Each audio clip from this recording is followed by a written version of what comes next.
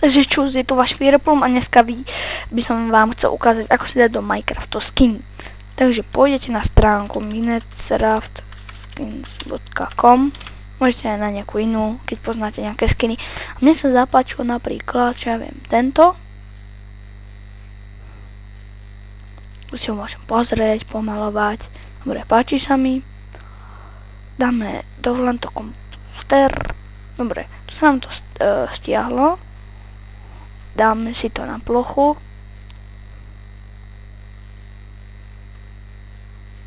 Sem. O to môžeme zrušiť.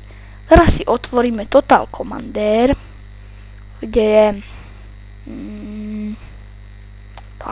Total Commander. Tak. A vytvoríte si novú zložku skiny. Ja už som si ju tu vytvoril. Teraz tu presunieme tento skin. A mali by sme ho tu mať, áno. Takže premenujeme ho na char.png.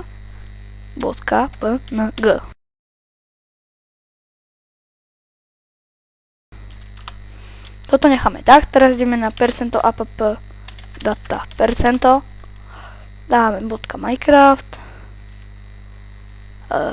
bin, toto otvoríme v programe WinRAR,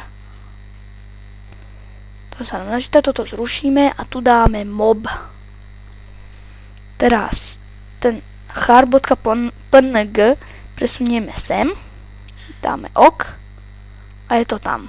Toto môžeme zavrieť, spustíme ten Minecraft, dáme tam nejaké meno blaze.